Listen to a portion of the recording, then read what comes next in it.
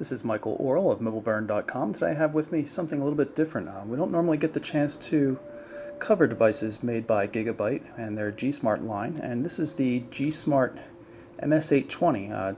Gigabyte is a company known primarily for their motherboards in the United States. They're based in Taiwan, but you can see they also make Windows Mobile smartphones. This is a VGA resolution display on this device, and look at the hardware features. This is the camera shutter button on the left side. It's a little bit odd. It's also stiff and very narrow. It makes it not hard to press initially to get focus, but very hard to press all the way in to take a photo. Of course, it's a two-stage button because it's a 5-megapixel autofocus camera here on the back with an LED flash. Next to the camera shutter button, we have the volume controls and a micro SD card slot. You can see there's no cover on it. The card just pops in and out right there. I've got an 8 gig card in it right now, my personal card. Bottom of the device is the mini USB port. On the right edge, just a 2.5mm headphone jack, no 3.5mm. Power button up top, the previously mentioned camera on the back. In terms of controls, we've got a pretty nice D-pad with call send and call end buttons. Also serve double duty for a couple different functions in Windows Mobile. One of the things that's odd about the design of this device, and we'll take the back cover off, which is pretty easy to do. It's hard to get the battery out, and it's very odd for getting out the SIM card, which not only needs the battery to be removed, but it then goes into a tray. I'm going to see if I can pull this out here. It's very, very difficult to get. There we go. Almost. Then you can see the SIM card actually sits in a tray. Kind of unusual. I guess they were running out of space here, but it works nonetheless. It's not like you're going to be changing SIM cards constantly. As you might have noticed when I had the rear cover off, there is a stylus included in the device. It's just a simple and very thin plastic stylus. It's a little bit difficult to get in and out of the silo here on the lower right hand edge of the device though. We've got the device powered up right now, and you can see it comes up by default to a custom touch-based user interface. Pretty nice looking, a little bit slow like the rest of the devices, I'll show you soon, but not particularly practical. It's kind of interesting that you can rearrange things by dragging them up and moving them around and stuff, but it's not saving you a lot of effort, and side to side scrolling like this for getting to your commonly used items isn't particularly practical. This left hand button here brings up the standard home screen for Windows Mobile Professional devices. I'll show you that now. So this goes back to the stock Windows Mobile look, except for this large home button here, which pulls up the Gigabyte's custom UI that I just showed you. Down the bottom, we've got a couple of shortcuts for changing ringtones, changing sync, active sync parameters, things like that. Also for changing into horizontal versus vertical mode. There's an accelerometer. The device can be set up to automatically rotate the screen as well.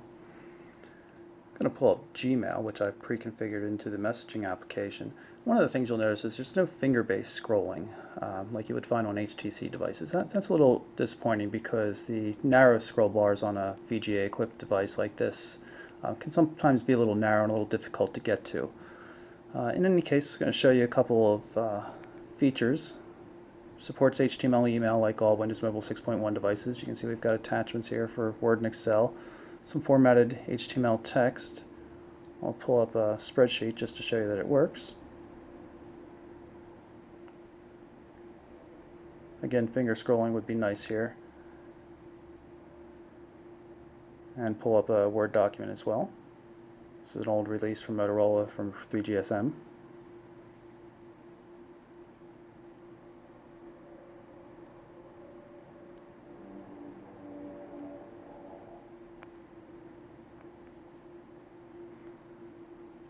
The on-screen keyboard here. There are a couple different versions. This is the one that shows all of the keys.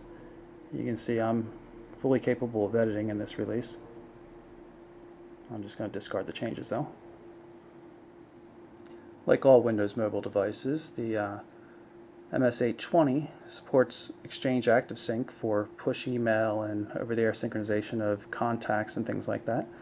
I've got it configured for Gmail right now, so it's you're able to get contacts and calendar entries from Gmail using ActiveSync. No email or task support though, so you'll have to rely on regular configured email, POP or IMAP or something for Gmail access, but it is handy for synchronizing contacts and calendar. This is the wireless manager. I'm going to use it to turn on Wi-Fi. You can see it is Wi-Fi capable. It's a quad-band GSM device. It also supports HSDPA 3G on the 2100 megahertz band. Now connected to one of the Wi-Fi access points here in the house. Up here in the upper right hand corner, it's a little quick menu. Handles memory management for killing off tasks, as you can see, kind of like HTC does. It can also be used to adjust screen brightness on the fly, rotating the screen, that kind of stuff too. Pretty handy. Go into settings, and we'll go into the System tab. You can see that this is running a 520 megahertz processor, and a little bit light on memory, about 128 meg of RAM usable, and for flash and for applications both, so a little bit light there. I'm going to pull up the camera application by long pressing on the camera shutter button. You'll see things are kind of slow. It's a little bit difficult to get focus. Pictures don't really come out that well for a 5 megapixel camera. Press the shutter button slightly and you'll see when I get focus it marks the brackets in yellow. To me, that initially told me that there was a problem. Turns out that's what it means when it gets a focus. Correct instead of green like you would see on almost every other camera. If you can press that button all the way, it'll take the photo. And I have to admit that for a while I thought that this camera just simply didn't work because I didn't figure I had to press that hard to get the shutter button to work. In any case, the camera does work overall. It's just not ideal. One of the nice things about the MS820 is that it comes with a nice backup system. SPB backup is included in the device right off the bat. See, there's a number of different applications. We'll pull that up here. See the voice dialing and Microsoft Live Messenger. In the tools folder we have Zip, the previously mentioned backup, flashlight application.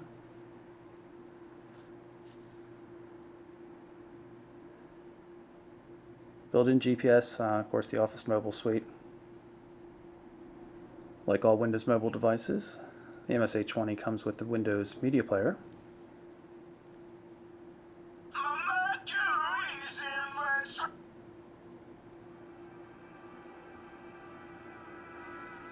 And of course it also includes Pocket Internet Explorer. Again, there's no finger scrolling though because Gigabyte did not add that to Windows Mobile, which doesn't innately support it. So that's the Gigabyte GSmart MS820. It's a Windows Mobile 6.1 professional powered device with a 5 megapixel autofocus camera, quad band GSM, and 2100 megahertz 3G HSDPA data. It's available in select markets right now. Again, that's the GSmart MS820. I'm Michael Orrell for MobileBurn.com.